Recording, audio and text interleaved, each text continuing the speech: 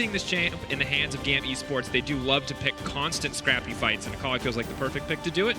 Yeah, last time they played against each other, the Akali was put much later into the draft. Now I'm looking at the Syndra here for J-Team. Last time they wanted this for Little V down on the bottom side of the map. Went for a first pick on that champion as well, and the flexibility of that type of pick is definitely super, super valuable. But I'm always looking at team fighting one more time, and Gragas does that job absolutely perfect. Not only does he team fight well, he says, Kled and Nocturne, get away from the rest of my team very, very well. I feel like if we see a similar draft from last time, J-Team are going to be happy to have that Gragas to stop fights from happening when terms are not their own. Strong engage, strong disengage, gives you magic damage out of the jungle, a lot of flexibility going forward with that. Kaisa also, we talk about this a lot, a champion that can itemize defensively very, very effectively against dive. Things like the Zonias that we've already seen come out today against some of these dive style compositions. And I think that J-Team are really trying to cater a little bit towards what they're expecting to come out of GAM. And that's where GAM is saying we want a little bit more early game skirmish power here with Levi's signature Lee Sin. I'll be honest, I've been wanting more out of Levi, especially in the early game throughout this tournament. But returning to one of these champions that he has looked so fantastic on in the past is going to be GAM's way in the early game to get off to an early lead. And while Lee Sin can dominate early, we have seen in some of these drafts where they don't have consistent hard engage, they fail to force fights. Like they did against Splice the first time around, especially where they were really relying on some inconsistent engage tools. So I want to see GAM draft some sort of hard engage support that can kind of guaranteed start up the fight. Right, because right now they don't have any of that. They got an Akali, they've got a Ryze, they have really strong skirmishing power, damage output, maybe even a little side lane action with that Ryze as well, but they will need to bolster up those all-in engages, and that's where J-Team should be banning away stuff like, you know, the Leona or perhaps the Alistar here to remove those from being good options. And interesting that they've opted to ban the Heimer. Most likely just don't want to play against it, but it would be the third magic damage threat for the side of GAM. But regardless, obviously only bot lane options really need to be limited at this stage, sort of a truly wild flex pick, so that it seems pretty cut and dry for J-Team what they want to take away. Clear to them what the enemy is trying to do. Yeah, the only real reasoning I can see for banning out this Heimer is you just don't want to allow GAM to have kind of this stable, avoidable bot lane, essentially, where they can sit there with the Heimer, park themselves behind the turrets, because GAM almost always wants to play through their solo lanes and play aggressively in that way, but J-Team very clearly expecting some sort of mage shenanigans to be coming through the bot lane. And I think with the Syndra banned away, the Heimer and the Veigar, a lot of the options for the champions just below the top tier for the bot lane carries, like the Kaisa and the Xayah, they must just think that no other AD carry is really as good as a mage at this point, trying to make sure that Zin is not on one of those options, as the Azir does now get locked in for FoFo in the mid lane, but the Tristana is, of course, up and available. I do like seeing the FoFo Azir now. We don't think Ryze is going into the bottom lane, so Azir should be comfortable in either of these two matchups with a little bit of a range advantage push as well in those early levels here. So FoFo will be taking that champion, and it fits the bill. Maybe some early game lane priority, perhaps that scaling too that we wanted to see, and the self-peel on the backline to make sure that an Akali can't actually close the gap and then stick to you.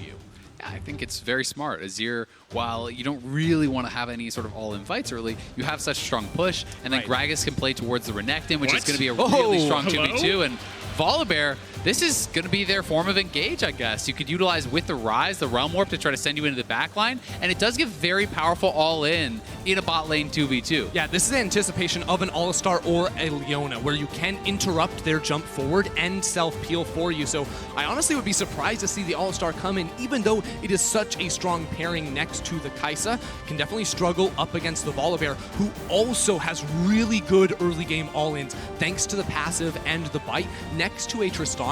This is a bot lane 2v2 that with early intervention from Levi can pop off.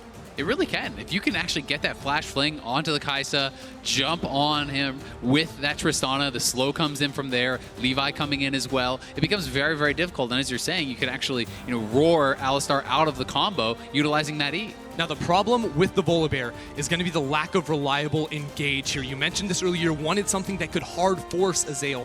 Volibear, yes, you can get the Righteous Glory. Yes, you can run at people, but you can get knocked away by so many tools. This has to pay off early, otherwise it gets outscaled brutally. Yeah, I mean...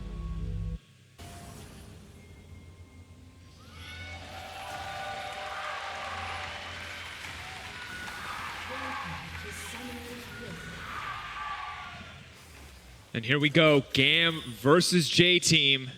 Third match of the day. Once again, two teams will go home today. Two will advance on to the quarterfinals. And we talked about All Eyes in the early game, and I think we just have to talk more about the Volibear because this is... I've seen it as a counter to Yuumi, but the blind pick Volibear just seems so bold to me. I mean, it certainly is here, but it feeds into this idea that GAM want to attack you in the early game. And I honestly think that Levi has to visit this bottom lane early because level 2, I think even you have these all-in tools with Tristana rocket jump on top of the bomb, as well as Volibear jumping around with 2 CC options on his Q and E. So this could even be a level 2 gank option for Levi, and good vision coverage from J-Team could just make that absolutely not an option. And if they can get ahead in that bottom lane, then all of a sudden Tristana is able to start threatening these turrets, is able to start utilizing her range and damage on these turrets to start moving around the map and establishing a gold lead, which could allow them to really snowball throughout that mid game. And of course, if you're Volibear, and it's still the early game when you get Righteous Glory, you kill anyone you see. Past 20 minutes, it's a very different story, but if you can snowball early, it's very easy to keep that ball rolling with a champ like Volibear on your team, but now you see it. Looks like they are setting up for the bottom side. It could just be Krugs for Levi. Yeah, Levi for a second was actually walking with them towards bot lane, so I was kind of curious, is he just going to walk straight to lane and try to gank right away? With this Krug clear, it is unlikely that I think he would go back towards bot, and you can actually see on the minimap he's cheating up towards those Raptors. Yeah, Zin also started with E at level 1, so it's much easier to just push that wave away from being a gankable option. Still could be the case, though, that once Levi finishes his full clear, gets his first base off, that is when he could look towards the bottom side of the map, because right now, he doesn't have a lot of good options to play around. Akali not going to be super helpful in terms of setting up ganks in the top side. FoFo very safe to just push and poke down mid lane, so he doesn't really have gank options, he doesn't have invade options. None of the things that Levi likes to do on the Lee Sin are open to him right now. Pretty much has to be something like an empowered root from the Ryze to set up that Lee Sin Q, and then maybe you can get in and try to make something happen on FoFo. And that looks like this is exactly what it's going to be. Ask and you shall receive, Azael. Goodbye to the Azir and first blood for GAM. FoFo thought he was safe. He had a ward in the river, but didn't expect Levi to come over that wall, so he's hugging the side of the jungle that Levi is on.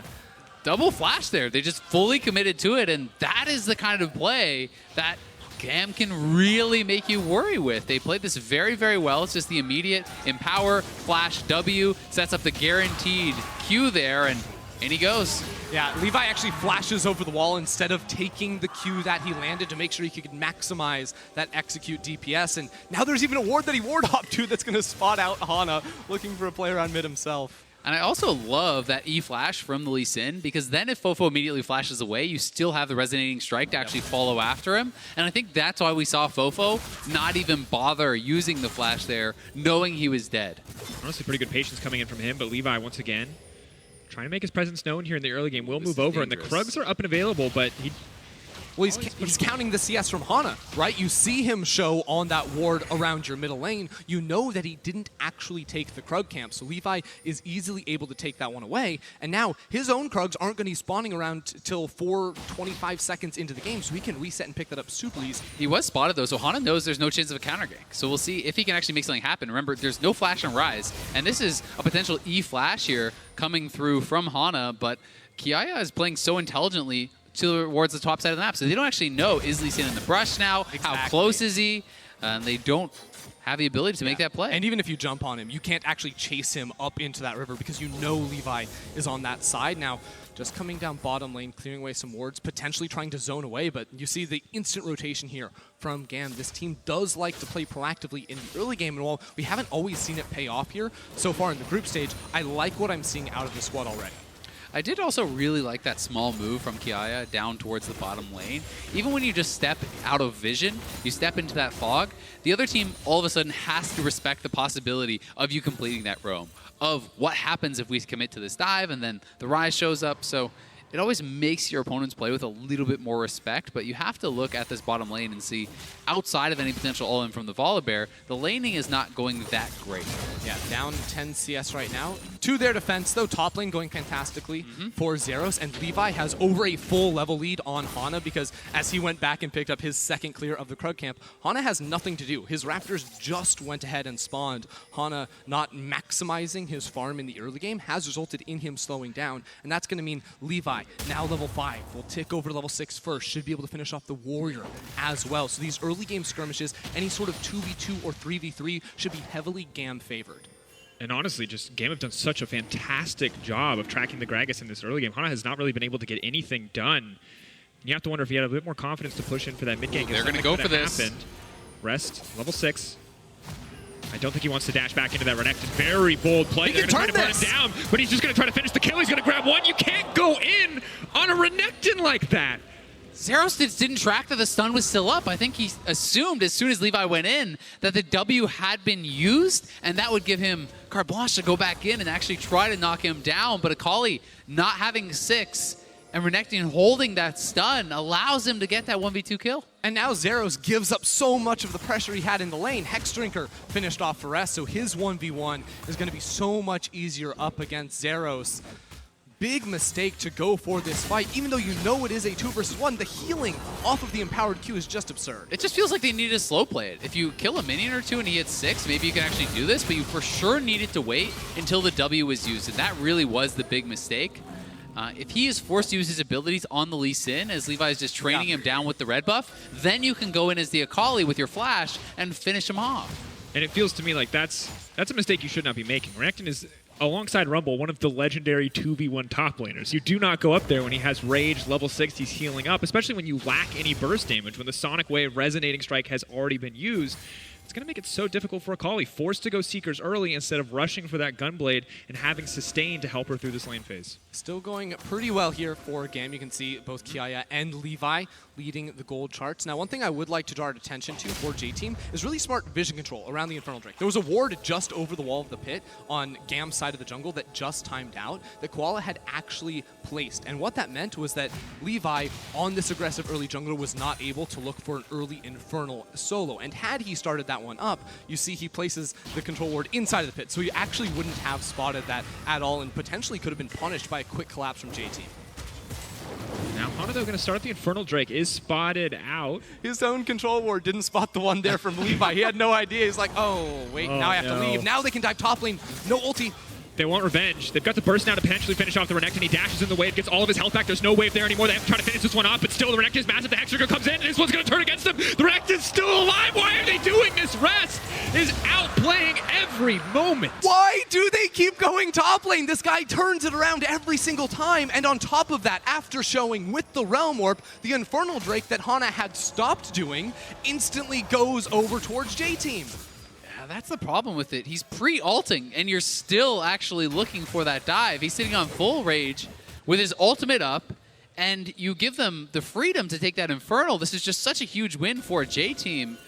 And GAM just feel like they're so over-forcing on this top side. It feels a little bit desperate. They needed to kind of try to wait this out and maybe go on the next wave or wait until the ultimate expired. Yeah, I mean, there's so much pressure on this team, needing to win with only one win in this group to try and make it out of the group stage here. And throughout the regular season, it was always Levi plus Zeros playing towards the top side of the map, carrying the brunt of the damage in those later game team fights. And they keep throwing resources up here. Now that they're not working, I don't know how this team actually can respond. Yes, as soon as he pre-ults, honestly, I just don't think you can really go for the dive. If anything, you want to try to look for a play where you start actually proxying the wave and you wait that next 30 seconds to then pull it off, but it's such a big time commitment. This just isn't the way to get it done. It's just the wrong choice to be going top lane in the first place. Akali was solo winning that matchup. Maybe that changes on the first reset from Renekton, but Zeros was up in CS, and we talked so much about the Tristana Volibear in the bottom lane. We haven't seen Levi even attempt to move down there. They were just passively losing out on CS, and even though level 6s are coming through for this bottom, we know Volibear gets outskilled. We've seen it so much around the world. This champion just falls off ridiculously hard compared to an Alistar. And it felt like Levi had had outplayed Hana in the early game. Was able to track here, so see the flash out. Might commit to the play anyway. Beautiful cast comes in from Hana, and right there, Kiaya is going to go down, donating the kill over to FoFo. That's big for FoFo. He's already up quite a bit in farm. Now going to be able to have a kill to his name here also. And FoFo should be getting very quickly towards his first completed item. J-Team just feel like they're winning in every lane. Yeah, it's just better coordination there between jungle, mid lane, and support. Now Zeros on the roam down. Koala has flash, though. Koala, I think, needs to flash out of this one. The Ignite now comes down. Koala looks like he's just willing to give up his life in this one. Does not want to use any other resources in the trade. I think if you're just making the call to give up your life, then hold on to the ult too, right? There's not really any reason to try to have that extra second or two. I don't think it makes too much of a difference. But at the same time, it is a kill back here for GAM, so something working for them. And they wanted to seize that window right there where Levi had finished his jungle item. Now Hana just got him himself. Now it's 3 members in the top lane. Can they do it? Side, third time's the charm. 3 members is the charm. There's no way Renekton makes it out of this one. The Fury can't be enough. That's the shutdown. Gonna go right over to Levi. A little sad. I would have liked to see that go to Zeros' Akali. You can't help but feel that would be much more valuable in the hands of that assassin later on. But look at the lead. Levi has 1,200 gold. He needs to use this now to convert into more. Was thinking about starting up the Herald, but with Koala moving his way up here, he gets forced out of the river.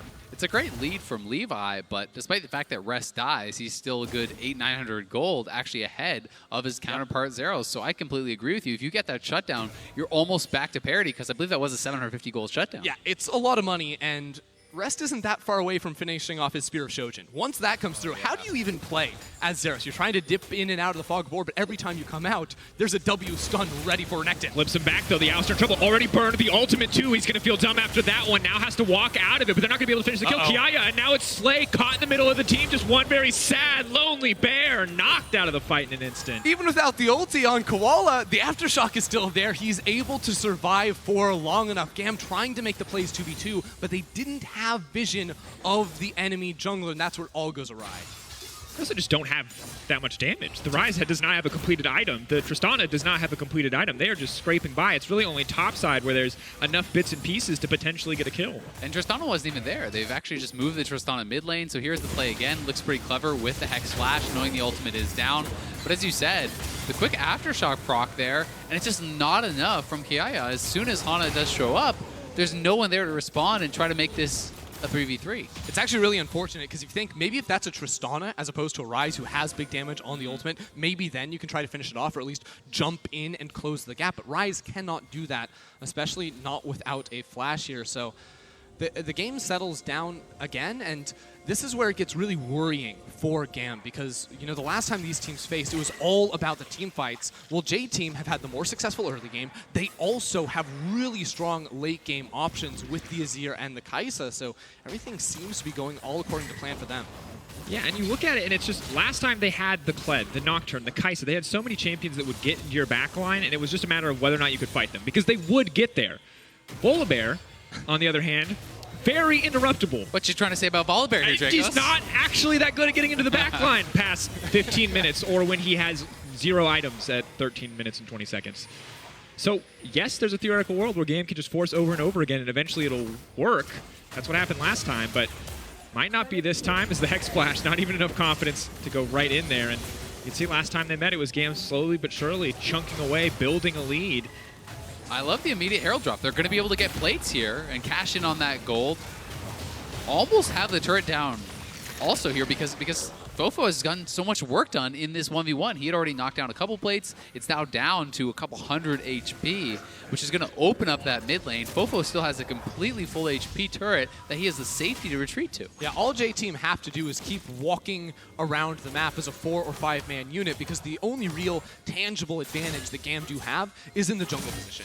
And let's be real, no matter how much more gold Levi has on a Lee Sin over a Gragas, he's still going to be less effective. It's so much harder to execute the Lee Sin in these later stage team fights, especially when you are looking down the barrel of all this self-peeling tools and tanky members that J-Team have put together. And I just feel like GAM have backed themselves up against a wall with this composition. I mean, just its execution is what it's going to come down to, but they've just put themselves at a disadvantage. They have to be the team to outplay in these fights to come out on top. They really do, but that being said, see if Kiaya can get out of this one. That's a lot of CC. A good sidestep. Questionable body slam there. Now they might just look to turn. The TPs are coming in. The fight is raging back and forth, and they push the Akali back under. Zeros is desperately trying to escape. Levi trying to save the net. Zeros is still alive. Zeros has managed to make it out. No, the Renekton on the backside. FoFo grabbing yet another kill. GAM have overforced Levi. Doesn't look like he will pay the price, but a nice fight in the end for the side of JT. Hey, Levi actually made it happen right there. Botched initial engage attempt, though, from Hana is ultimately what enables GAM to try and turn that one around, as well as FoFo's ultimate just pushing Zeros underneath the tower for all that bonus damage. And despite the fact that so much has really been going well here for J-Team, they're scaling really well, they're playing well. GAM isn't that far behind, right? They're only down 1K, so there is going to be possibilities for them if they really can pull off those proper engages, but Lil V showing off the early Q evolve. Anytime you have an early Q evolve and you get that isolated damage, as he has, you are going to shred through someone. How crazy is Levi? Down 2 levels, but there's no ultimate on towards rest. Levi going up and just pushing the wave there. Should mean a response now from J-Team. Or potentially a dive down here. Zin very low HP, just over 50%. And now we finally get to see the defensive capabilities of the Volibear, as he can't Ferocious Ward to deny the headbutt pulverize. That's about all he can do, though. I thought you were going to say the defensive capabilities as he was running away. I was ready for that, too. No, wow. I thought the bear was supposed to run in. He gets out so fast. Heyo. And Levi must be counting down on the ultimate. Yeah. A lot of confidence to step up there. And this means that they are going to get some good damage down. Too late to get plates. Right. GAM just want to keep finding these isolated, smaller skirmishes or pick tools because, remember, they do still have a lot of damage. They're lacking in frontline. They're lacking in reliable engage. That's why we think team fighting is a little bit more difficult for them. But if they find fights around, you know, a strong Kiaya plus Levi, Zeros too, once he finishes off that Gunblade, should be a whole lot more powerful. Streamer Shuffle goes in, pushes him right out of the Shroud. There's no chance for the Akali to escape. She's going to have to burn everything if she wants to get out. Zeros will go down. And you're exactly right, Ender. That's why they keep going to top lane, because they're saying, all right, if we can get Akali ahead, if we can start getting picks in side lanes, then J-Team gets spread. All of a sudden, Azir doesn't have members around them, is much more assailable. But nothing has worked in the top lane. Rest is so far ahead, has the Shojin, as well as the Hex Drinker, has gotten some Turret Blade Gold in the mid lane. And he is just really in a position of power with that rank 2 ultimate. And that's the really hard thing for GAM is even if they want to commit members towards a side lane, more often than not, right now we see FoFo down bottom side, but later once Baron spawns, it's going to be Rest down here. So he's going to be able to buy so much time that even if he does go down, the combination of Azir plus Kaisa can instantly delete that Baron buff. So GAM have to be very creative in how they do find these tools, and maybe hope that later on, if this game does drag out, which it feels like it's going to go a little bit later, the added range of Zin and the disengage tools of the rocket jump as well as that ulti could give Zin the ability to outplay these fights. There's always the possibility, but the engage on J-Team can be so explosive. Yes. It's really tough to react to the body slam flash, to the Q flash from Alistar. So it's going to be tough. But if they can execute on it, if Volibear can disrupt any of that engage with his roar, keep laughing at him, Drakos. He's going to prove you wrong. He's one scary bear. We'll see. I mean, he's got a support item. He's got some shoes on his feet. He's ready to go. And all right, I'm ready. I'll believe. I'll join you on this magical journey, gentlemen. Wait. I'm not believing. I'm just saying it might happen. There's a possibility. But for now, J-Team look to continue to extend their lead. They've already got double Drakes, 6 kills to 4. 1 tower to 1, looking to make it a second one, but still giving Zeros enough respect, not really risking anything, and I think it makes sense. When you look at the scaling, it feels pretty easy for them to move later into the game. Zeros, though, a lot more confident in the 1v1. The ult is still up. I feel like he should slow play this one, but is going to dash in anyway. The rest of the team is now here. The Volibear now going in. It is one scary bear using the ultimate, trying to finish this kill off. They dash in, but Rest is still alive. He gets the stun. He's still able to make it out of this one. They want to kill him so bad. Levi will get it, and that's the rampage, but the Alistar goes down, trying to protect him. Here comes Lil V! Comes in. Levi goes golden. It's a brief break before the fight continues now. The cask is knocked it back. The Volibear gets taken down. A messy fight on the top side. And it turns into a 2-for-2 at the end of this. We saw the same thing happen in the game versus FPX earlier for GAM, where they find the good initial fight, but aren't able to escape from it at the end. So after spending so much to get those kills, it's just even at the end. And partially that's because they commit so heavily to these long chases. And when you're chasing someone for 30, 40 seconds, it gives a lot of time for J-Team to walk across the map, to be there to respond, and try to pick up some of these counter kills. I'll be real with you. I thought Rest could have turned that straight onto Zeros. He was running, waiting for his team to try and show up, but just 1 or 2 auto attacks away from finishing off that Akali. And because of J-Team winning the fight at the end, they should be able to pick up this tower. FoFo, easy for him to knock that one down. And gentlemen, there is good news. Levi has gotten more money. This is a bit ambitious. He's just going to push him right into the Gragas. That is not the play that they were looking for, but Kiaya still alive. Not on the way in. The heal has come out. Now they're trying to chase the target down. Volibear is here as well. Hex flash over the wall. Going in, wants to finish the kill. Knocks the Gragas back. That's going to be one. Tristana has the reset. She needs to make it out to safety, but she gets knocked back under the tower. Leaps in instead. He sets his sight on FoFo, but no, FoFo gets it. The shield from the shifting sands barely keeping him alive. It happens again to GAM, and J-Team are able to punish one more time, finding the big turnaround onto both Kiaya and Zin, and they continue to push in other areas of the map too, so winning out more and more. And now Slay better be careful, because this could end up really badly if he gets caught out in the jungle. Chasing down, breaking open the mid lane, but I mean, this is kind of exactly what you expect when you talk about a GAM game, this back and forth trade. And really, once again, gotta give praise to FoFo. Such a close exchange there between him and Zin. Wow, Levi has a lot of kills, a lot of gold. He's actually building 3 different items at once right now, so he doesn't have as much power as you would expect for someone that has that much gold in his pocket. It looks like he's going towards the GA, but also a Black Cleaver. He stopped for the Hex Drinker, so it's a little bit of a garage sale going on right now, and he's going to have to wait a couple minutes until he completes some of these items before you really get the most out of that gold he's picked up. He's certainly a little confused at the moment. I was going to see this one more time. It is a really good turn on towards Kiaya, but he does so much damage. Forces the flash to come through from FoFo, but this is where the collapse comes in as well, because Slay is able to find this initial kill on towards Hana, but Koala with the flash forward, Little V as well. I mean, Zin gets punted underneath the tower and just barely misses out on the kill himself. It was just over-ambitious from GAM, but it feels like that is what has to happen, because once again, they have a composition that relies on finding these skirmishes over and over, so they're going to keep doing it. And that's kind of just their style, right? They haven't really shown us the ability, when you think back over the years, to just kind of play this calm, slow, side lane style game. They overwhelm their opponents through constant aggression, and they depend on their individual mechanics to make these outplays and snowball a game. It's almost always a GAM win through kills, not through objectives. They're going to need a lot more kills if they do want to find that win as the Cloud Drake goes down. Double Cloud and a steadily growing gold lead for the side of J-Team. No major objectives yet, though. And we've seen, despite the deficit, GAM still very, very willing to force. See if J-Team can continue to match the breakneck pace. Last game they played against each other, that was not the case.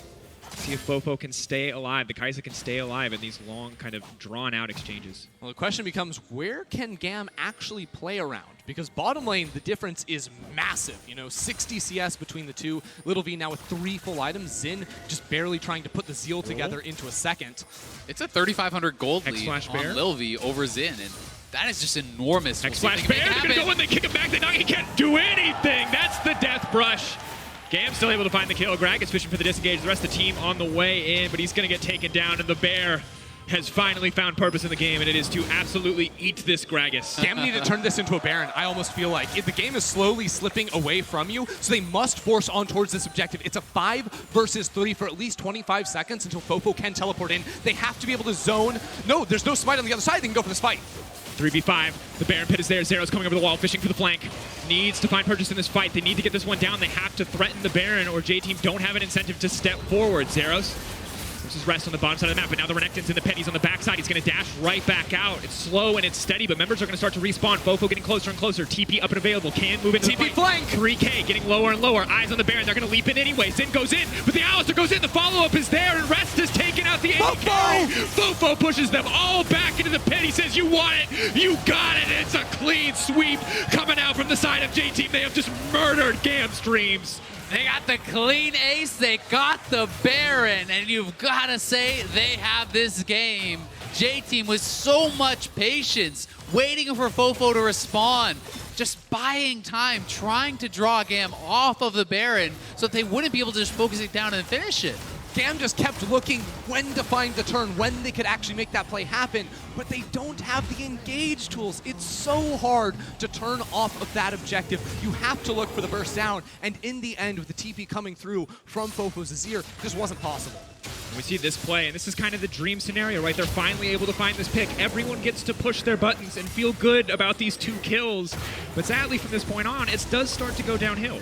I mean, it was a great play, and it's a great attempt. They were already down quite a bit of gold, potentially getting outscaled here. So GAM has to make a play to win the game instead of just to try to hold on. And I think this was the right move to make. But you can see, Kiaya, Zin kind of getting zoned off the Baron constantly as Lilv not Koala hitting it move forward. Yeah, they lose a lot of DPS right there where they could have bursted down and then maybe set themselves up for a better turn. But instead, they're trying to burst down the objective while also trying to team fight. That numbers advantage all of a sudden means nothing because of how low Levi was at the start of that team fight because Zin was bursted just immediately. And it was just great positioning and great presence of mind to know that you don't have to just rush it in. How quickly the Baron is dying, how much time until FoFo is up. They calculated it all perfectly. And 81 damage. And this is of course the damage from just the Baron fight, but the patience was fantastic from the side of J-Team. They only committed to the pit when they saw the Baron was actually potentially going to drop.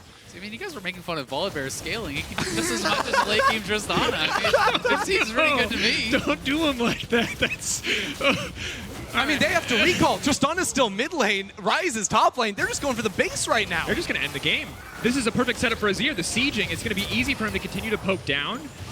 Maybe one final fight for the side of GAM. J-Team running out of minions, a wave behind them. Again, though, how do GAM force the fight? Like, they got a realm warp. Maybe put the Volibear in the back line. This is what we've been waiting for. Time for an 80 damage Volibear to make his name in the competitive scene. Okay, Slade does not have that cooldown, and they are just slowly getting chipped away. You gotta do something. It's the last chance for the Gigabyte Marines. They have to find a fight now. The Gragas has pushed them away from the base. The Renekton clearing the waves in the meantime, but no one wants to go in. The Gragas cooldown being down does give GAM a slight advantage in the fight to come. Still going up against a monumental gold lead and a Baron buff and BM from Rest. Remember, GAM go out here if they lose. Everything is on the line in this final fight. Continue in. Volibear fishing. He's still doing it! Scared. They're just BMing. They're just pulling him back with the Renekton. Might just get cut down. No, he cuts through the Volibear instantly, and they're setting their sights instead of the Nexus. They don't care about the kills. They want the win. They want their way out of groups. J-Team are going to knock GAM out of the tournament.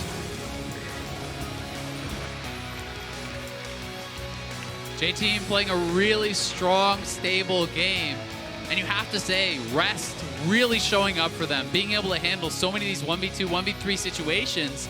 And once he got that advantage on the top side, it felt like GAM didn't have any other opportunities, any other ways that they wanted to play. They were just so dedicated to putting their Akali ahead, and Rest shut them down completely. Yeah, they kept doing it. He kept punishing it. And the later we got into the game, the better J-Team worked as a team to punish the aggressiveness of GAM Esports. They were able to continually find, the turnaround fights after GAM find that initial kill, and it all culminated in that Baron where once again it was a 4v5, but J-Team played it perfectly. They deserve so much credit, honestly, for that Baron. Even a 3v5, both FoFo and their jungler was dead. They managed it perfectly. They timed out the death timers. They were not over-aggressive, and felt like J-Team really did show up in this game. Absolutely did. And for GAM, you have to feel for them, because it felt to us, at least watching, like they had to go for that Baron. That was the only way for GAM really to get back into the game, but their back was already against the wall, and it really only got harder from there, and that was the final nail in the coffin for GAM's run, and it's a shame, seeing low-key drop out, now seeing GAM drop out, the VCS leaving the tournament. Of course, they will still get to play a few games today. They can, I like to call it the Dream Crush bracket. They're just here to ruin other people's days. To style on kids, Drakos. Exactly. Potentially Splice's day, so we'll see. And sometimes, once you're out of the tournament, the pressure is off, and they can really relax and sometimes perform better. Yeah, and I think it's going to be interesting to see if they just take the gloves off, if they go all out, because it felt to me like this game was pretty all out, and it didn't for Levi, super work. Sure. Levi was so ahead in this game, and for me it was really exciting to finally get to see him play, at a peak level, but they just couldn't convert it into anything else. And I just think a